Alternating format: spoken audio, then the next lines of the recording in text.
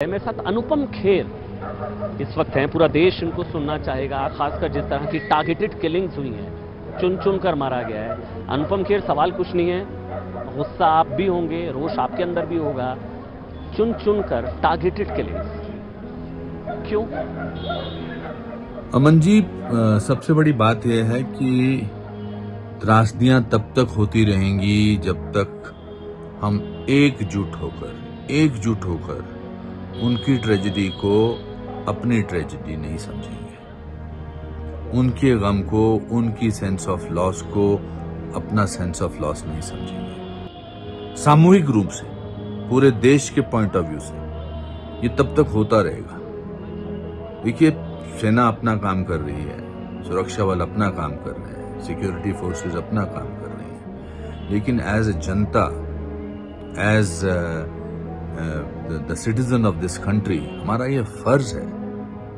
और तो हम कुछ नहीं दे सकते उन लोगों ने जिनके परिवार के लोग चले गए, कम से कम उनको मनोबल तो दे सकते हैं। ये बहुत इंपॉर्टेंट है। दूसरी बात, जो लोग बात बात पर पहुंच जाते हैं लोगों के पास पॉलिटिक्स खेलने के लिए, उनको यहां भी जाना चाहिए, वो नहीं जाते हैं। अनुपम जी, क्योंकि आपका बहुत जुड़ाव रहा है कश्मीर से, कश्मीरी पंडित, मतलब आपको भी क्या वो यादें ताज़ा हो रही हैं? 30 साल पहले 90 का दौर, वो यादें क्या ताज़ा हो रही हैं? मैंने देखा यहाँ पर कई परिवार, आप भी क्या उस चीज़ को रिलेट कर पा रहे हैं? आपको लग रहा नहीं वो ज़्यादा भयानक हालात है, लेकिन फिर लोग कह रहे हैं शुरुआत तो ऐसे ही होती है, शुरुआत तो ऐसे ही होती है ना। सवाल किसी की गलती का नहीं है, ये सब तो निर्दोष है, तो दुनिया जानती है। सवाल ये है कि इनकी मौत को एक सिंबॉलिक तरीका बनाकर आप बाकियों को डरा रहे हैं, जो इन्होंने 1999 में किया था, 1990 में किया था कि हम टीकाला टप्पू को मार देते हैं, हम लस्सा कोल को मार देते हैं, हम इनकी महिलाओं के साथ बलात्कार कर देते हैं।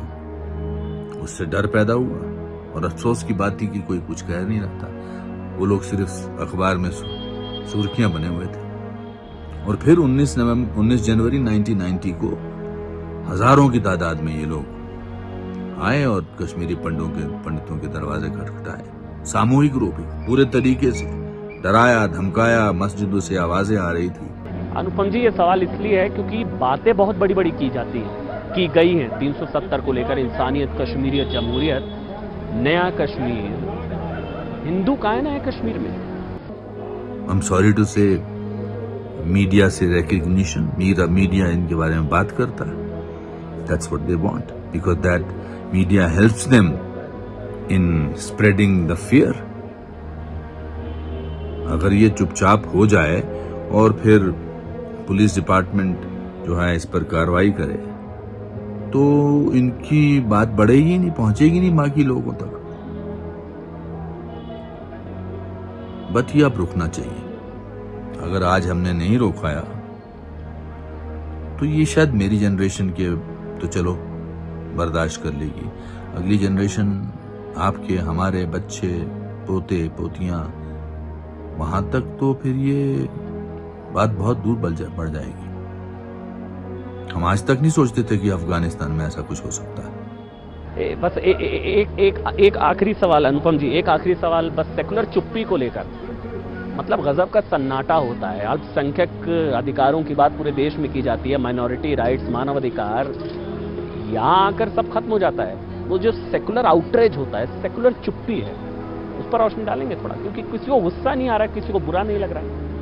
अमन जी, सबसे बड़ी बात यह है कि त्रासदियां तब तक होती रहेंगी जब तक हम एकजुट होकर उनकी ट्रेजेडी को अपनी ट्रेजेडी नहीं समझेंगे, उनके गम को, उनकी सेंस ऑफ लॉस को अपना सेंस ऑफ लॉस नहीं समझेंगे। सामूहिक रूप से, पूरे देश के पॉइंट ऑफ व्यू से ये तब तक होता रहेगा। इसके साथ सख्ती से तो बरतना ही पड़ेगा, पर भुलाना नहीं है, इसको भूलने नहीं देना है, वो सबसे बड़ी बात है।